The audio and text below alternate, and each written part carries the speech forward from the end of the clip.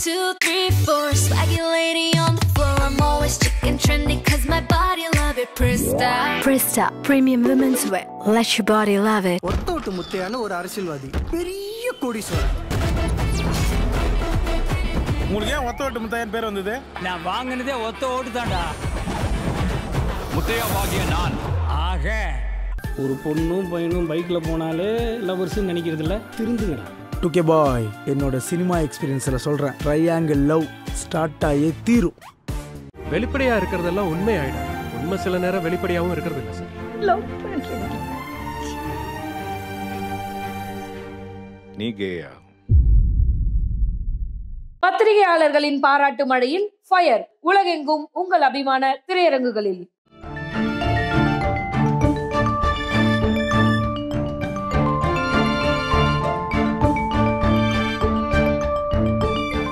உங்கள் ஜீரண கோளாறுகளுக்கும் வயிற்றெரிச்சலுக்கும் சரியான ஒரு தீர்வு. இப்போ சமீபத்தில் சார் ஒரு விஷயம் நடந்துட்டு இருக்கு.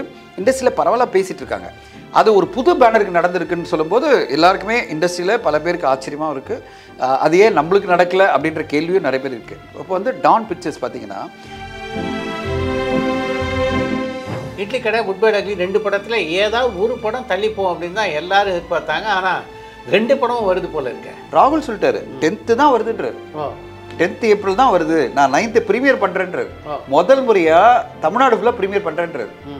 இதுவரை ப்ரீமியர் பண்ணதே இல்லை சார். பாஸ்கர் பாஸ்கர் மாதிரியே சமீபத்தில் பார்த்தீங்கன்னா 2 ட்ரெய்லர் வந்து ரசிகர்கள் மத்தியில் மிகப்பெரிய வரவேற்பு பெற்றுக்கிட்டு இருக்கு. ஒன்று தனுஷுடைய நிலவுக்கு என் மேல் என்னுடைய கோபம், இன்னொன்று டிராகன்.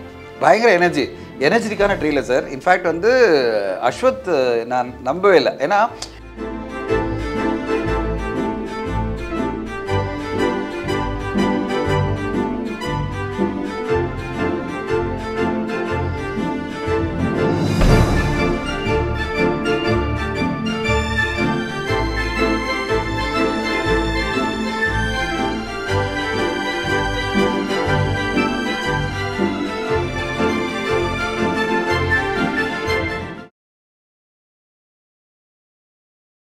இட்லி கடை குட்பை அக்லி 2 படத்தில் ஏதாவது ஒரு படம் தள்ளிப்போம் அப்படின்னு தான் எல்லாரும் எதிர்பார்த்தாங்க. ஆனால் 2 படமும் வருது போல இருக்க. ராகுல் சொல்லிட்டாரு 10th தான் வருதுன்றார். 10th ஏப்ரல் தான் வருது, நான் 9th ப்ரீமியர் பண்ணுறேன்றார். முதல் முறையாக தமிழ்நாடு ஃபுல்லாக ப்ரீமியர் பண்ணுறேன்றார். இதுவரை ப்ரீமியர் பண்ணதே இல்லை சார். அவர் என்ன சொல்லிட்டாரு, இப்போ உங்களுக்கெல்லாம் ப்ராப்ளம் எங்கே வருது, ஓவர்சீஸில் ஷோ முதல்ல வந்துடுது, கேரளா கர்நாடகாவில் ஷோ வந்துடுது, அதெல்லாம் பிரச்சனை, நான் இங்கே தான் ப்ரீமியர் பண்ணுவேன்றார். ரொம்ப ஸ்மார்ட்டான ஒரு முடிவு. அதாவது நைட்டு 10 மணிக்கு ஆரம்பிக்கின்றார் காட்சிகள். தமிழ்நாடு மட்டும் இல்லை, எல்லா கேரளா கர்நாடகாவில் எல்லா இடத்துலையுமே நைட்டு 10 மணிக்கு ஷோ ஆரம்பிக்க போகுது. That's like regular show. இப்போ யாருமே தடை பண்ண முடியாதுல்ல. அவர் 9th ஏப்ரல் படம் ப்ரீமியர் ஆகும்னு சொல்லிட்டாரு. ஸோ அதனால் வந்து the competition is between idli கடை and goodbye ugly is on. 2 ப்ரொடியூசரும் கிளியராக சொல்லிட்டாங்க சார். ஸ்ரீயாஸ் அவருடைய இந்த ஃபங்க்ஷன் ஆனது இல்லை, நீக் இதில் அதில் தனுஷ் சார் வரல, ஆனால் ஸ்ரீயாஸ் பேசினார். CEO ஆஃப் த உன்னபார் ஃபிலிம்ஸாக அவர் என்ன சொன்னார், பல பேர் ஊடகங்களை பேசிகிட்டு இருக்காங்க வரலன்னு, நான் இப்போ சொல்லிடுறேன், இட்லி கடை 10th தான், 10th ஏப்ரல் தான் வருதுன்னு சொல்லிட்டாரு. அப்போ அவர் சொல்கிறது தான் ஃபைனல். நம்ம அதுலேருந்து எந்த டிஸ்கஷன் வேணாம். ஸோ அது 10th வருது. இந்த படம் ராகுல் வந்து டிஸ்ட்ரிபியூட்டர், அவர் என்ன சொல்கிறார், படம் ரெடி ஆகிடுச்சு எங்களுக்கு, நாங்கள் கண்டிப்பாக 10th வரோம், 9th ப்ரீமியர் அப்படின்ட்டு. 9th April premier. ஸோ 2 படமும் காம்படிஷனில் வருது. 100%. அந்த போட்டி வந்து அப்படியே இருக்குது. 100% இருக்குது. மே 1ஆம் தேதி அதெல்லாம் எந்த போட்டி இல்லை. மே 1ஆம் தேதி ரெட்ரோ தான் வருது. இப்போதைக்கு எல்லாரும் அனௌன்ஸ் பண்ணது மே 1 வந்து ரெட்ரோ, அவ்வளோதான். ஸோ அஜித்துடைய பிறந்த நாளுக்கு சூர்யாவுடைய படமாக வச்சுக்க வேண்டியது தான். அது அந்த டைமில் எனக்கு சொல்லும்போது ரெட்ரோ அந்த பாட்டு பார்த்தீங்களா, ரொம்ப அது ரெட்ரோவா பாட்டு, இந்த சந்தோஷ் நாராயணோட பாட்டு. டீசரும் நல்லா இருந்தது, இந்த சாங் டீசர் ரொம்ப சூப்பராக இருந்தது. நான் அப்போ லாஸ்ட்டே சொன்னோம். ஆனால் அந்த சாங் வந்து சார் சந்தோஷ் நாராயணுக்கு ஒரு யூனிக் ஸ்கில் இருக்குது பார்த்தீங்களா, அப்படியே உள்ளே கூட்டு போயிடுறாரு. நம்மளை உள்ளே கொண்டு போயிட்டு நம்மளை வேறு விதமாக ஒரு விஷயம் பண்ணுறாரு சார்.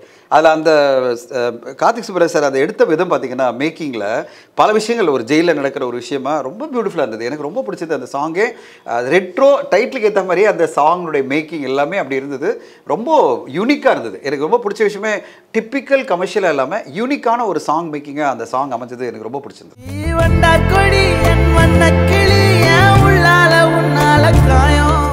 சார் இந்த நேரத்தில் நம்ம வந்து ஒரு விஷயம் பதிவு பண்ணோம். இண்டஸ்ட்ரி பற்றி தெரியணும்னு நீங்கள் எல்லாம் நினச்சிங்கன்னா ஃபிக்கி ஃப்ரேம்ஸ் அப்படின்னு சொல்லுவாங்க. அது வந்து ஆல் இண்டியா லெவலில் பாம்பேயில் வந்து கான்ஃபரன்ஸ் எவ்ரி இயர் பண்ணுவாங்க. சென்னையில் இப்போ வந்து பண்ண போகிறாங்க ஃபிக்கி மீடியா என்டர்டெயின்மெண்ட் கான்க்ளேவ் அப்படின்னு 21-22 பிப்ரவரி சோலால கிராண்ட் சோலா முன்னாடி நடக்குது. கூட ஒரு இது நடந்தது. கமல்ஹாசன் சவுத் கமல் சார் அப்போ பல வருஷம் முன்னாடி வருஷத்துக்கு முன்னாடி. இப்போ அது நடக்குது சார். இதை வந்து இனாகிரேட் பண்ணுறது வந்து டெப்டி சிஎம் பண்ணுறாரு, உதயநிதி ஸ்டாலின் பண்ணுறாரு, கமல் சாரும் வர்றாரு அந்த விழாவுக்கு. பல பேர் இண்டஸ்ட்ரியிலேருந்து ஆல் ஓவர் இந்தியாவிலேருந்து வந்து பர்டிகுலராக ஓடிடி பிளாட்ஃபார்ம்ஸு, சேட்டலைட் சேனல்ஸு பல பேர் வராங்க. அவங்க வந்து இண்டஸ்ட்ரியில் என்னென்ன மாற்றங்கள் வருது, எப்படிப்பட்ட இண்டஸ்ட்ரி வந்து இந்த வருஷம் நம்ம எதிர்பார்க்கலாம் 2025-26ன்னு பல விஷயங்கள் பேச போகிறாங்க. 2 நாள் கான்க்ளேவ் இருக்குது. இப்போ நிறைய பேர் சினிமா ரசிக்கிறீங்கன்னா இந்த சினிமா இந்த நியூஸ் எல்லாம் பார்க்குறீங்க நீங்கள் இந்த வாரம் எப்படி சினிமான்னு நீங்கள் ரொம்ப இன்ட்ரெஸ்டாக கண்டிப்பாக நான் சொல்லுவேன் ஃபிக்கி ஃப்ரேம்ஸ் அட்டன் பண்ணோம். இல்லை, இந்த ஃபிக்கி ப்ரோக்ராம் மும்பையில் நடந்தப்போ நான் 2 வருஷம் போயிருக்கேன். பட் என்ன இதில் என்னென்னா ஒரு சில குறிப்பிட்ட தயாரிப்பாளர் தான் அதை அட்டன் பண்ணுறாங்க, சில இயக்குநர்கள் அட்டன் பண்ணுறாங்க. பொதுவாக எல்லா மக்களுக்கும் திரைத்துறையை சார்ந்த எல்லாருக்கும் போய் இது சேரதில்லை. கரெக்ட். அதை தான் ஃபிக்கி வந்து முயற்சி பண்ணணும். அதுக்கு தான் நான் இப்போ சொன்னேன். அங்கே பேசப்படுகின்ற விஷயம் இல்லை, நம்ம சொல்கிறது இது மாதிரி கான்க்ளேவ் நடக்குதுன்னு சொல்கிறோம், அதை நீங்கள் வந்தால் நல்லா இருக்குன்னு சொல்கிறோம். அது இல்லை, அங்கே பேசப்படுற விஷயங்களுக்கு அந்த டெலிபரேஷன்ஸ் இருக்கு பாருங்கள், ஒருத்தருக்கு ஒருத்தர் நடக்கிற விவாதங்கள், சினிமா பற்றி பேசுகின்ற ஆக்கப்பூர்வமான ஒரு விஷயம் இருக்கு பாருங்கள். இதையெல்லாம் மக்களுக்கு வந்து அவங்க வந்து எடுத்து சொல்கிறதுக்கு ஒரு ஊடகத்தையோ அல்லது வந்து ஏதாவது ஒரு யூடியூப் சேனலையோ பயன்படுத்திக்கணும். அப்போ தான் எல்லாருக்கும் போய் சேரும். கண்டிப்பாக. பொதுவாக இங்கே ஒரு கான்ஃபரன்ஸ் நடக்குதுன்னா பார்த்தீங்கன்னா அங்கே ஒரு 1000 பேர் 1500 பேர் தான் இருக்க முடியும் மேக்ஸிமம் ஒரு 2000 பேர் அதிகபட்சமாக இருக்கலாம். ஆனால் எல்லாரும் சினிமா துறையை சேர்ந்தவங்க எவ்வளோ பேர் இருக்காங்க, அவங்களுக்கெல்லாம் எப்படி போய் இந்த விஷயம் சேர்றது? கண்டிப்பாக அதுக்கு ஒரு ஏற்பாடுகளை பண்ணாங்கன்னா தான் இது வந்து சரியான பர்பஸ் நிறைவேறும். கண்டிப்பாக. நான் ஃபிக்கி கிட்ட சொன்னேன், அவங்க என்ன சொன்னாங்க, நீங்கள் எல்லாம் சொல்லுங்கள், நீங்கள் எல்லாருக்கும் சொல்லுங்கள், அட்டென்ட் பண்ண சொல்லுங்கள். ஏன்னா இது வந்து பெரிய காஸ்ட் எல்லாம் கிடையாது. 2 நாள் நம்ம வந்து ஒரு 5 ஸ்டார் ஹோட்டலில் உட்காந்துட்டு நிறைய பேர்கிட்ட இன்ட்ராக்ட் பண்ண போகிறோம். அதை விட சார் அவங்க கூட பேசுறது எளிது. ஏன்னா உங்களை வந்து நீங்கள் ஒரு டெலிகேட்டாக உள்ளே போகும்போது எல்லாரும் அலோ பண்ணுவாங்க, யாருனாலும் வந்து பெரிய பெரிய ஆளுங்களும் அவங்கள்ட்ட பேசுவாங்க. உங்களுக்கு கூட ஒரு நெட்வொர்க் பண்ண முடியும். இப்போ சினிமாவில் நீங்கள் சீரியஸாக இறங்க போகிறேன், நான் ஏதோ பண்ண போகிறேன், தயாரிக்க போகிறேன், இயக்க போகிறேன், இல்லை வந்து ஏதாவது ஒரு கதை பிச் பண்ண போகிறேன், நான் பல பிளாட்ஃபார்ம் அப்ரோச் பண்ண போகிறேன்னா இந்த மீடியா என்டர்டைன்மெண்ட் கான்க்ளேவ் வந்து ரொம்ப இன்ட்ரெஸ்டிங்காக இருக்கும். இது ஒரு பிளாட்ஃபார்ம் 21st 22nd நடக்க போகுது. ஸோ நான் இருக்க போகிறேன், நான் 2 நாள் அதில் பார்ட்டிசிபேட் பண்ணுறேன். நான் கண்டிப்பாக அட்டன் பண்ணுவேன். எனக்கு ரொம்ப முக்கியம் என்னென்னா இதெல்லாம் நம்ம அட்டன் பண்ணி அவங்க புதுசாக ஏதாவது சொல்லுவாங்களா, நம்மளும் ஏதாவது கற்றுப்போமா தான் ஓடிப்பேன் நான். ஸோ எல்லாரும் இதை பார்க்குறவங்க உங்களுக்கு இன்ட்ரெஸ்ட்னா கண்டிப்பாக அட்டன் பண்ணுங்க தான் சொல்லுவேன். ஜஸ்ட் ஃபிக்கி ஃப்ரேம்ஸ் நீங்கள் வந்து கூகுள் பண்ணுங்கள், சென்னை ஈவெண்ட், அதில் போய் ரெஜிஸ்டர் பண்ணிக்கலாம் ஈஸியாக. வித்தியாசமான படமாக இருக்கணும் அப்படின்னு தான் அஜித் வந்து விடாமுயற்சியை இது மாதிரி ஒரு கதையை சூஸ் பண்ணார்.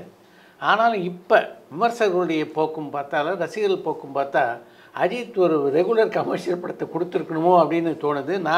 நம்ம லென்ஸ் நிகழ்ச்சியில் கூட அதை தான் சொல்லியிருந்தேன். இந்த படத்தை பொறுத்த வரைக்கும் வித்தியாசமாக இருக்குன்னு அஜித் நினச்சிருந்தா கூட இப்போ அவர் இருக்கிற மார்க்கெட்டுக்கும் அந்த உயரத்துக்கும் பார்த்திங்கன்னா அஜித்துடைய ரசிகர்கள் என்ன மாதிரியான படத்தை எதிர்பார்க்குறாங்களோ அது மாதிரி படத்தை அவர் கொடுத்துருந்தா தான் சரியாக இருக்கும் அப்படின்றது தான் என்னுடைய எண்ணம். உங்களுடைய எண்ணம் கரெக்டு. அது இப்போ வந்து குட் பேட் அக்லியில் நிறைவேறும் கண்டிப்பாக. குட் பேட் அக்லி அப்படிப்பட்ட ஒரு படமாக தான் இருக்கும் சார். ஒரு நடிகருக்கும் வாட் நெக்ஸ்ட் ஒன்று இருக்குல்ல. இப்போது நான் தொடர்ந்து ஒரே விஷயத்தை பண்ணியிருக்க முடியாது. இப்போது இந்த வாரம் என்னுடைய இதுவாக சொல்லணேன், எனக்கு ஒரு சைடில் எனக்கு ரொம்ப பிடிச்ச படம் ஆத்மார்த்தமான படங்களாக சில படம் பண்ணணும்னு நினைப்பேன். காதல் என்பது பொது உடைமை அந்த மாதிரி ஒரு படம். அட் த சேம் டைம் எனக்கு என்டர்டெயின்மெண்ட்டாக படம் வேணும். அதுக்கு தான் நான் வந்து 2K லவ் ஸ்டோரி படத்தையும் நான் கொண்டு வரேன். கோயின்சிடென்ட்டாக ஒரே வாரம் ரிலீஸ் ஆகுது வேறு. ஆனால் நான் சொல்ல வரது என்னென்ன சார், இப்படியும் படங்கள் வரும், இப்படியும் படங்கள் வரும். ஒரு நடிகர் வந்து ஒரே மாதிரி படங்களை மட்டுமே பண்ணிட்டு போனார் வச்சுங்களேன், அவருக்கே போர் அடிக்கும், ஆடியன்ஸ்க்கு போர் அடிக்கும். இல்லை பட்ஜெட் பார்க்கணும், பட்ஜெட் பார்க்கணும், நான் இல்லைன்னு சொல்ல. அவருடைய சம்பளமும் ஒரு அசாத்தியமான சம்பளம். அந்த படத்துடைய மேக்கிங்கும் மிகப்பெரிய சரல் உருவாக்க. கரெக்ட். அப்படிப்பட்ட படம் வந்து எல்லாரையும் போய் ரீச் ஆனால் தான் அதனுடைய ரிட்டர்ன்ஸ் இருக்கும். அது வந்து மைண்டில் வச்சுருக்கணும் சார். அதில் ஒரு முக்கியமான விஷயம் நீங்கள் என்ன பார்க்கணுன்னா, அவர் என்ன மாதிரி படம் எடுக்கிறாரு அதை வச்சு தான் சேட்டலைட் டிஜிட்டல் வாங்குறாங்கன்னா அது இல்லை. விடாமுயற்சி படம் இப்போ நம்ம வந்து ஆடியன்ஸாக சொல்கிறது வேறு. ஆனால் சேட்டலைட் டிஜிட்டல் பொறுத்தவரையும் அது அஜித் சார் படம். அவங்க அந்த ரேட்டு கொடுத்து மிகப்பெரிய தொகை கொடுத்து வாங்கிட்டாங்க. ஸோ அஜித் சார் வந்தாலே அவங்க பெரிய தொகை கொடுக்க ரெடியாக இருக்காங்க. மியூசிக் ரைட்ஸ்லேருந்து நான் தியேட்டருக்கு ரைட்ஸ் எல்லாமே நல்ல ப்ரைஸ்க்கு அந்த படம் போயிருக்கு. எங்கே சேலஞ்ச் வந்து நிற்குதுன்னா தியேட்டருக்கு மட்டும்தான். தியேட்டருக்கு மட்டும் இல்லை சார். இது வந்து என்னென்னா அவங்களும் வந்து என்ன நினைக்கிறீங்க, வியாபாரிகள் தான். இந்த படம் அதே ஓடிடி பிளாட்ஃபார்மில் பிரமமாக பெர்ஃபார்ம் பண்ணிச்சுன்னா தட் இஸ் டிஃப்ரெண்ட். இதே படம் வந்து ஓடிடி பெர்ஃபார்ம் அந்த அளவு பெர்ஃபார்ம் பண்ணலன்னு வச்சுக்கோங்க, this will reflect in the forthcoming films of Ajith. உங்களுடைய கன்சர்ன் எனக்கு புரியுது. ஆனால் எனக்கு நம்பிக்கை என்ன சார், விடாமுயற்சி ஓடிடியில் இன்னும் பெருசாக பண்ணும். ஏன் தெரியுமா சார், ஒரு மாதிரி டிவைடட் டாக் வந்தால் பல பேர் பார்ப்பாங்க. ஏன் டிவைடட் டாக் வந்தது, ஏன்னா நெகட்டிவ் டாக் வந்தால் பார்ப்பாங்களே தெரியாது. வந்தால் மகிழ்ச்சி. ஆனால் ஒன்று ஓப்பனாக சொல்கிறேன், இந்த படம் வந்து ஒரு மாதிரி ஒரு செக்மெண்ட் ஆஃப் பீப்புள் ஒரு மாதிரி சொன்னாங்க, பல பேர் பிடிச்சிருக்கு சொன்னாங்கன்னா இந்த படத்தை ஓடிடியில் பயங்கரமாக பார்ப்பாங்க. என்ன காரணம், எதனால் இந்த படம் பார்த்துடலாம் அப்படின்னு. அது பிறகு பாருங்கள் எல்லோரும் பயங்கரமாக கொண்டாடுவாங்க, இது எல்லா ஃபேமிலிக்கும் போய் சேர வேண்டிய படம் அப்படின்னு சொல்லுவாங்க. ஆனால் ஒரு விஷயம் நான் வந்து சொல்ல விரும்புகிறேன் சார், அதாவது மலையாள சினிமா எப்படி அணுகும் அப்படின்னா, இந்த மாதிரி ஆத்மார்த்தமான அழகியலான ஒரு கான்செப்ட் பேஸ் படங்கள் வரும்போது, ஹை கான்செப்ட் படங்கள் சொல்லுவாங்க. இப்போது பிரம்மயுகம்னு ஒரு படம் வரும்போது மம்முட்டி சாருடைய சம்பளம் வேறு, டர்போன்னு வரும்போது அவருடைய சம்பளம் வேற. அதுதான் இப்போ டர்போன்னு ஒரு ஆக்ஷன் படம் எடுக்கிறார் சார், அதனுடைய சம்பளமாக அவர் வேற மாதிரி ஒன்று சார்ஜ் பண்ணுறாரு.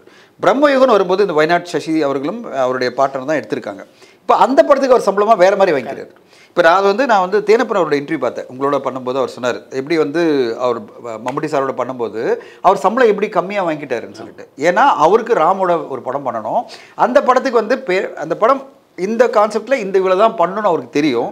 கேரளா ரைட்ஸ் மட்டும் எடுத்துக்கிறாரு. எனக்கு கேரளா ரைட்ஸ் மட்டும் கொடுத்து விட்டுரு சம்பளமா, நீ வந்து ஃப்ரீயாக பண்ணிக்கிறேன் அப்படின்னு சொல்கிறாரு. பார்த்தீங்களா, இதை நடிகர்கள் புரிஞ்சுக்கிட்டா நல்லது. நான் சொல்கிறது அஜித் சார் நான் சொல்லலை, எல்லாருமே பொருந்தனா நீங்கள் அது மாதிரி வித்தியாசமான படம் எடுக்கணும்னு முடிவு பண்ணிட்டீங்கன்னா அதுக்கு தகுந்த மாதிரி உங்களுடைய சம்பளத்தை குறைச்சி இல்லை வேறு மாதிரி பண்ணிக்கலாம் சார். எனக்கு இதெல்லாம் இந்த ரேட்ஸ் நான் எடுத்துக்கிறேன். இப்போ மம்முட்டி சார் பண்ணார் பார்த்தீங்களா, இந்த தமிழ் படத்துக்கு எனக்கு மலையாள ரைட்ஸ் எனக்கு கொடுத்துரு, நான் மலையாளம் ஃபுல்லாக நான் டப் பண்ணி நாளே தியேட்டருக்கு ரிலீஸ் பண்ணிவிட்டு நானே வந்து அதோட சேட்டலைட் டிஜிட்டல் எடுத்துக்கிறேன்னு சொல்லிட்டு அவரை நல்லா சம்பாதிச்சிட்டார். இதில் அது படம் வெற்றிகரமான படமாக மாறிடுச்சு. சில படங்கள் அப்படி மாறும், அது வேறு விஷயம். பட் என்னென்னா ப்ரொடியூசர் ரிஸ்க் இல்லாமல் ஷேர் பண்ணிட்டாங்கன்னா பிரச்சனை இல்லை. இப்போ மம்முட்டி சார் சம்பளம் இல்லைன்னா அந்த படம் ராம் சாரோட இயக்கத்தில் அந்த படம் ரொம்ப கம்மி பட்ஜெட். இப்போ என்ன ஆயிடுச்சுன்னா தேனப்பன் அவர்களுக்கு நல்ல ப்ராஃபிட்டபிளான படமாக அந்த படம் மாறிச்சு. நான் சொல்ல வர்றது இந்த கான்செப்டில் ஹீரோஸ் வந்துட்டாங்கன்னா எப்படி மலையாள சினிமா இயங்குதோ அதே மாதிரி அவங்க என்ன பண்ணோம், எனக்கு ஹை கான்செப்ட் படம் தான் பண்ணணும், நான் தொடர்ந்து கமர்ஷியல் படம் பண்ண முடியாது அப்படின்னா டக்குனு சம்பளத்தை வேறு மாதிரி மாற்றிடணும். சார் எனக்கு இந்த சம்பளம் வேண்டாம், நான் கமர்ஷியல் சினிமாவுக்கு இந்த சம்பளம் வாங்கிக்கிறேன், இந்த படத்துக்கு இப்படி வாங்கிக்கிறேன். அதாவது தியேட்டர்கள் ரேட் எனக்கு கொடுத்துருங்க, தமிழ்நாடு ஓவர்சீஸ் தியேட்டர்கள் ரேட் எனக்கு கொடுத்துருங்க, இது எவ்வளோ பெர்ஃபார்ம் பண்ணுதோ அது எந்த அப்போ ஈஸியாகிடுது இல்லை. இப்போ ப்ரொடியூசர் பற்றி ரிஸ்க்கே இல்லைல்ல, சம்பளம் வந்து எனக்கு போயிடுச்சு, தியேட்டருக்கு லேட் அவர் எடுத்துக்கிட்டாரு, அது இந்தியா வேர்ல்டு வைட் தியேட்டருக்கு லேட் எனக்கு அப்படின்னு வந்துச்சுன்னா ஆட்டோமேட்டிக்காக ப்ரொடியூசருக்கு வந்து ஈஸியாக போச்சு. அப்போது அவருடைய எது வந்து அவருக்கு வர்றது ப்ரொடக்ஷன் காஸ்ட்டில் சேட்டலைட் டிஜிட்டல் மியூசிக் மட்டும் அவர்கிட்ட இருக்குது, அதை மட்டும் அவர் அதில் வந்து கம்மியான பட்ஜெட்டில் படத்தை எடுத்துகிட்டு அவர் பாட்டு ப்ராஃபிட்டபுளாக வந்துடலாம், டேபிள் ப்ராஃபிட்டாக. ஸோ இது நடக்கணும் அப்படின்னா நடிகர்கள் மத்தியில் ஒரு புரிதல் வேணும். எல்லா திரைப்படத்தையும் ஒரே மாதிரி அணுகக்கூடாது. நீங்களும் டிஃப்ரெண்ட் கைண்ட் ஆஃப் படங்கள் எடுக்கலாம் எல்லா நடிகர்களும். இப்போ ரஜினி சாரில் தொடங்கி கமல் சார் எல்லாருமே அவங்க பண்ண வேண்டிய விஷயம் என்னென்னா, அஜித் சார் எல்லாருமே நான் படம் பண்ணுறேன்னா வெகுஜன சினிமா பண்ணுறேன்னா என்னுடைய சம்பளம் இதுதான், யதார்த்தமான அழகியல் சார்ந்த ஒரு கான்செப்ட் பேஸ் படம் பண்ணுறேன்னா என்னுடைய சம்பளம் வந்து இப்படி நான் போய்ப்பேன், இந்த மாதிரி ஒரு ரைட்ஸில் எடுத்துக்கிறேன் அப்படின்னு சொல்லிட்டாங்கன்னா இந்த திரைப்பட உலகம் நல்லாயிருக்கும். யாருமே இதை கம்ப்ளைண்ட் பண்ண மாட்டாங்க. இவ்வளோ பெரிய பட்ஜெட்டில் எடுத்துகிட்டு இவ்வளோ ப்ரொடியூசர் வந்து பிரச்சனை மாட்டிக்கிட்டாருன்னு எந்த ஒரு நெகட்டிவ் டிஸ்கஷனே போக முடியாது. ஏன்னா இப்படி ஒரு அரேஞ்ச்மெண்ட் வந்துருச்சுனாலே எல்லாரும் பாராட்ட ஆரம்பிச்சிடுவாங்க. இப்போ சமீபத்தில் சார் ஒரு விஷயம் நடந்துட்டுருக்கு, இண்டஸ்ட்ரியில் பரவாயில்ல பேசிகிட்டு இருக்காங்க. அது ஒரு புது பேனருக்கு நடந்திருக்குன்னு சொல்லும்போது எல்லாருக்குமே இண்டஸ்ட்ரியில் பல பேருக்கு ஆச்சரியமாக இருக்குது. அது ஏன் நம்மளுக்கு நடக்கலை அப்படின்ற கேள்வியும் நிறைய பேர் இருக்குது. இப்போ வந்து டான் பிக்சர்ஸ் பார்த்தீங்கன்னா எல்லா திரைப்படத்தையுமே வந்து ஒரு மினிமம் அமௌண்ட் கொடுத்துட்டு ப்ராஃபிட் ஷேர் போகிறாங்க. அவங்களுடைய எல்லா திரைப்படத்துக்குமே இப்போது சிம்பு அவர்களுடைய படம், அது பிறகு தனுஷ் அவர்களுடைய படம், அது பிறகு பராசக்தி படம் எல்லாமே பார்த்தீங்கன்னா சிவகார்த்திகேயன், ஜெயம் ரவி எல்லாமே ப்ராஃபிட் ஷேர். ஓ அருமை. இன்க்ளூடிங் சுதா கோங்கரா. சூப்பர். ஓகேங்களா. அவங்க என்ன பண்ணிட்டாங்க, இவ்வளோ சம்பளத்தை நம்ம கொடுத்துட்டு ஒரு படத்தை எடுக்க ஆரம்பிச்சோம்னா நம்மளுக்கு வந்து ஓவராலாக பட்ஜெட் பெருகிடும், அப்போ இன்ட்ரெஸ்ட் காஸ்ட் பெருசாகிடும். அப்போ ஒன்று பண்ணலாம் சார், நான் பெரிய கேன்வாஸில் படம் பண்ணுவோம், எல்லாம் ஷேர் எல்லாமே ப்ராஃபிட்டில் ஷேர் பண்ணி, நானும் ஒரு ஷேர், நீங்களும் ஒரு ஷேர் ஹோல்டர், நீங்களும் ஷேர் ஹோல்டர், எல்லாருமே டைட்டாக இந்த படத்தை குறைந்த நாட்களில் படத்தை எடுத்து முடிச்சு அதிக ப்ராஃபிட் சம்பாதிச்சு எல்லாரும் ஷேர் எடுத்துக்கலாம் அப்படின்ற ஒரு இது வந்து டான் பிக்சர்ஸ் வந்து இப்போ ஒரு பண்ணியிருக்காங்கன்னு இண்டஸ்ட்ரியில் பரவாயில்ல டாக் இருக்குது.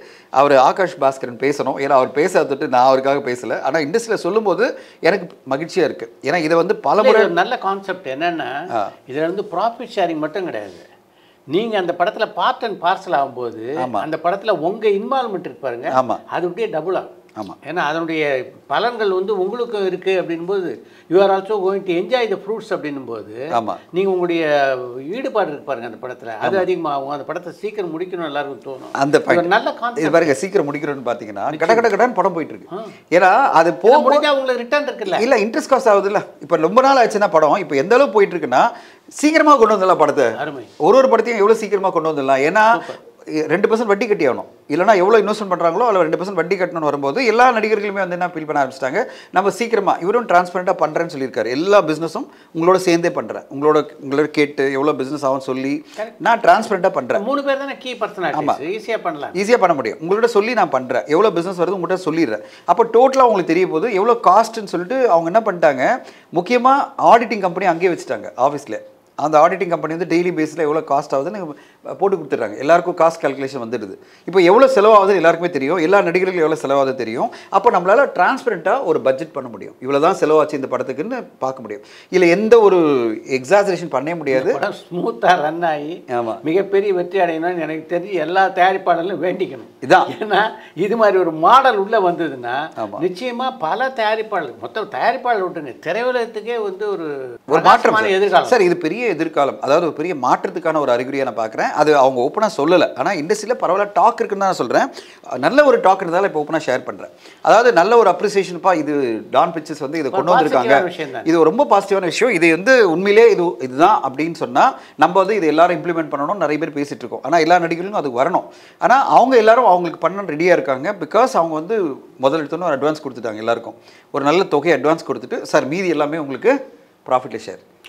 இப்போ தெலுங்கு ப்ரொடியூசர்ஸ் அதை ஏற்கனவே பண்ணிட்டு இருக்காங்க. அவர் தமிழில் டான் பிக்சர்ஸ் இப்போ வந்து இதை இம்ப்ளிமெண்ட் பண்ணி பல படங்கள் பண்ணிட்டு இருக்காங்கன்னு வரும்போது பார்க்கறதுக்கே சந்தோஷமா இருக்கு. தமிழ் சினிமா ஒரு ஆரோக்கியமான சூழ்நிலை நோக்கி போயிட்டு இருக்குன்னு தான் நான் நினைக்கிறேன். பர்டிகுலராக அந்த டாப் 10% படங்களுக்கு நீங்க தமிழ் சினிமா மொத்தமா பார்க்காதீங்க. திருப்பி சொல்றேன், 90% படங்கள் சினிமா ரெண்டா பிரிச்சுக்கணும். 90% ஒரு இண்டஸ்ட்ரி, அந்த 10% இண்டஸ்ட்ரி நல்லபடியாக ஆரோக்கியமாக போயிட்டு இருக்குன்னு திருப்பி நம்ம பதிவு பண்ணுறோம். பாஸ்கர் மாதிரியே சமீபத்தில் பார்த்தீங்கன்னா 2 ட்ரெய்லர் வந்து ரசிகர்கள் மத்தியில் மிகப்பெரிய வரவேற்பு பெற்றுக்கிட்டு இருக்கு. ஒன்று தனுஷுடைய நிலவுக்கு என் மேல் என்னடி கோபம், இன்னொன்று டிராகன். பயங்கர எனர்ஜிட்டிக்கான ட்ரெய்லர் சார். இன்ஃபேக்ட் வந்து அஸ்வத் நான் நம்பவே இல்லை. ஏன்னா அவரோட ஓமை கடவுளை வேறு மாதிரி ஒரு ஹை கான்செப்டில் பியூட்டிஃபுல்லாக ஒரு படமாக இருந்தது. இதில் பிரதீப் ரங்கநாத் கூட சேர்ந்த உடனே அந்த பாடி லாங்குவேஜே மாறி போச்சு 2 பேருக்கும். அவ்வளோ எனர்ஜெட்டிக்காக அவங்க ப்ரொமோஷன் நல்லா இருந்தது. இப்போ ட்ரெய்லர் வந்து பெரிய ஒரு எதிர்பார்ப்பு இந்த படத்துக்கு உருவாக்கிடுச்சு. நீக்கு வந்து நான் பார்த்த உடனே நான் வந்து ஜி பிரகாஷ் அவர்களுக்கு மெசேஜ் பண்ணேன், சார் ஒரு பேக்ரவுண்ட் மியூசிக்லையும் பாடல்களை வச்சியும் ஒரு ஒரு ஒரு ட்ரெய்லரை அட்டகாசம் பண்ண முடியும்னா நீக்கில் பண்ணிட்டாங்க சார். சார் எல்லாமே புதுமுகங்கள். ஆனால் தனுஷ் சார் வந்து வர்றாரு இன்ட்ரடக்ஷனில், யூஷுவல் லவ் ஸ்டோரிங்க அப்படின்னு சொல்லிட்டு ஒரு சின்னதாக ஒரு ஜெர்க் கொடுக்குறாரு. அதுக்கு பிறகு ஒரு எனர்ஜெட்டிக்காக ஒரு மியூசிக்கோட ஜி பிரகாஷ் ஜாலியாக போங்க. அப்போது எதிர்பார்ப்பை சரியாக உருவாக்கி அந்த ட்ரெய்லர் அட்டகாசமாயிடுச்சு. அது பிறகு ப்ரொமோஷனுக்கும் அவர் வரல. காரணம் என்ன, அட்டென்ஷன் ஃபுல்லாக அவங்க பேரில் வைங்க அப்படின்னு சொல்லிட்டு புதுமுகங்களுக்கு வாய்ப்பு கொடுத்து, அவர் டைரக்டராக இருந்தாலும் நான் வந்து பேச மாட்டேன், அவங்க பேசட்டும் அப்படின்னு சொல்லிட்டு. இப்போ 2 பேர் சார் 21ஆம் தேதி அவ்வளோ ஹெவி காம்படிஷன் ஆயிடுச்சு. ஒரு கட்டத்தில் வந்து இது வந்து புது ஆர்டிஸ்ட் நடித்த படம் இல்லை தனுஷ் சார் டைரக்ஷன் மட்டும்தான் அப்படின்னா, இப்போ ஈக்குவலான ஒரு போட்டியில் 2 படமும் 21ஆம் தேதி வருது. இன்ஃபேக்ட் இப்படி ஒரு போட்டி வரும்னு யாருமே எதிர்பார்க்கல. ஆனால் 2மே யூத்ஃபுல்லான படங்கள். அதனால் 2 படங்களும் வெற்றி அடைந்து தான் நான் எதிர்பார்க்குறேன். இல்லை அந்த 2 படங்களை பொறுத்த வரைக்கும் வெற்றி அடையத்துக்கு வாய்ப்பு இருக்குது. என்னென்னா 2க்குமே வந்து ஒரு எதிர்பார்ப்பு மிகப்பெரிய போட்டி போடுறதுக்கு மிகப்பெரிய நடிகர்கள் படங்கள் எதுவுமே இல்லை. கண்டிப்பாக. அதனால் வெற்றிக்கு வாய்ப்பு இருக்குது அப்படின்னு நினைக்கிறேன். வெற்றி பெற வாழ்த்துவோம். 2 படமும் வெற்றி அடையும் சார். 21ஆம் தேதி வர 2 படங்களுக்குமே பெரிய இது இருக்குது. இப்போ அது பாருங்களேன், அந்த 25 வேறு யாருமே படம் டேட் போடல. ஒரே ஒரு ராமன் ராகவன் ஒரு தெலுங்கு டப்பிங் படம் தான் போட்டிருக்காங்க. இப்போ பாருங்கள் பயம் வருது பாருங்கள். மீதி பேர்லாம் வரமாட்டாங்க. ஆனால் ஏதாவது ஒரு வாரம் வரும்போது 8 படம் 9 படம் வந்து மொத்தமாக இண்டஸ்ட்ரி ஃபுல்லாக எல்லாருமே அழிச்சிருவாங்க. ஆனால் அந்த 2 படம் எதிர்பார்ப்பில் இருக்கிற படம் வந்தா யாரும் வரமாட்டாங்க. இதுதான் இண்டஸ்ட்ரியுடைய தலையெழுத்து. Okay, thank you sir. பரபரப்பான சினிமா செய்திகள், நட்சத்திரங்களின் பேட்டிகள், சினிமா வரலாறு ஆகியவற்றை பார்க்கவும் படிக்கவும் உங்களுக்கான இணையதளம் tourantalkies.co.